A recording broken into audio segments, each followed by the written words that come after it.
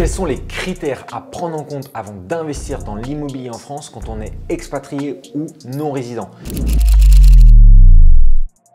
Qui dit situation différente, dit critères différents. Il faut savoir s'adapter, on ne pourra pas faire tout comme un résident et c'est pour ça qu'on va voir ensemble tout de suite les critères absolument à prendre en compte pour ne pas faire d'erreurs, pour maximiser son investissement et être serein. Je poste une vidéo par semaine sur YouTube, donc abonne-toi à ma chaîne pour avoir encore plus de contenu et être au courant des dernières infos. Le critère numéro 1 à prendre en compte quand on commence à investir dans l'immobilier en tant que non-résident expat, il est assez commun mais c'est de déterminer tes objectifs. Quel est ton objectif à investir dans l'immobilier en France? Est-ce que tu souhaites seulement avoir un pied-à-terre? Est-ce que tu souhaites te constituer un patrimoine? Est-ce que tu souhaites te créer une rente éventuellement pour ta retraite? Ou alors même des revenus passifs, voire des rentes immédiates? En fonction de ton objectif, forcément, la stratégie d'investissement, la méthode de prospection sera différente. Et donc ça, avant même de commencer par des critères plus spécifiques, il faut déterminer quel est ton objectif. Et en fonction, toute la méthode va s'adapter. 2. Le niveau d'intensité que tu souhaites y mettre. En tant que non-résident et expatrié, on habite loin ou du moins on n'est pas présent physiquement tout le temps. Et donc à partir de là, il faut déterminer le niveau d'intensité qu'on souhaite y mettre. Est-ce que tu souhaites un investissement qui est très chronophage en sachant pertinemment que forcément, il faudra gérer un peu la distance. Et donc à partir de là, qui dit niveau d'intensité chronophage, dit nécessairement des stratégies locatives beaucoup plus intenses comme la location courte durée, la colocation, des choses comme ça qui vont être un peu plus intenses. Est-ce que c'est un choix que tu comptes faire?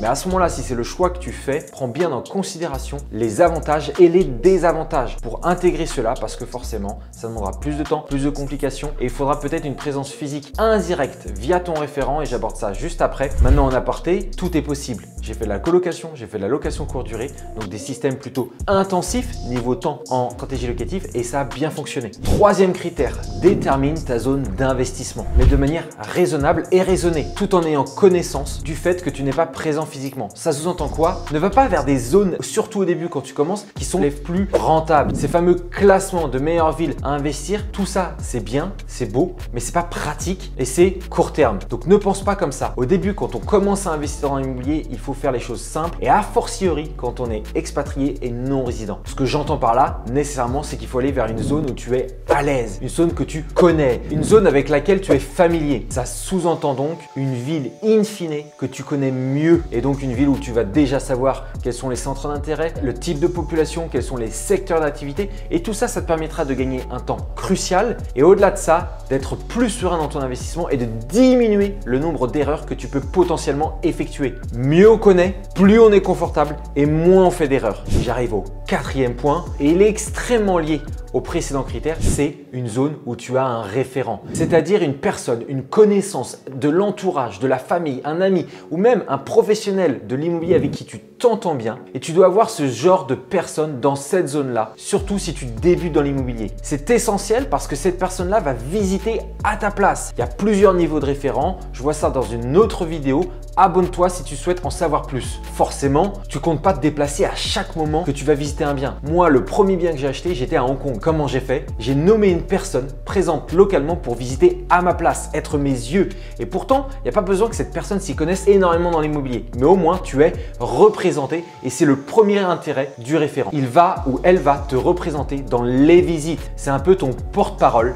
Et ça peut séduire notamment l'agent immobilier, ça peut également noter certains problèmes, ça peut donc t'aider en conséquence. C'est même d'ailleurs l'un des critères les plus importants avant de t'aventurer dans l'investissement immobilier en tant que non-résident et expatrié. Sinon, tu risques d'avoir des grosses galères, de faire des grosses erreurs et d'être démuni de toute aide locale. Ça ne veut pas dire que par la suite, tu ne vas pas pouvoir évoluer, tu ne vas pas pouvoir aller explorer d'autres zones d'investissement. C'est ce que j'ai fait également, mais pour débuter, c'est ce que je conseille. Si tu as un niveau plus affirmé, à ce moment-là, en effet, il faudra adapter ta situation et ton niveau en conséquence. Et si c'est ton cas, abonne-toi, je pourrais te donner encore plus d'infos avec d'autres vidéos qui vont bientôt sortir. Le cinquième critère, celui-ci, il est essentiel quand on est non-résident et expatrié. Connais-tu une banque dans ta zone d'investissement? Je ne te demande pas d'être le meilleur ami de ton banquier, je ne te demande pas de faire partie de la famille Rothschild, c'est pas du tout ça. Mais si tu connais une banque, une agence, un directeur, un banquier, un commercial ou même indirectement tu as des contacts avec une banque dans ta zone d'investissement, c'est essentiel, ça pourra t'aider. Forcément, quand on souhaite investir dans l'immobilier en France, en tant que non-résident,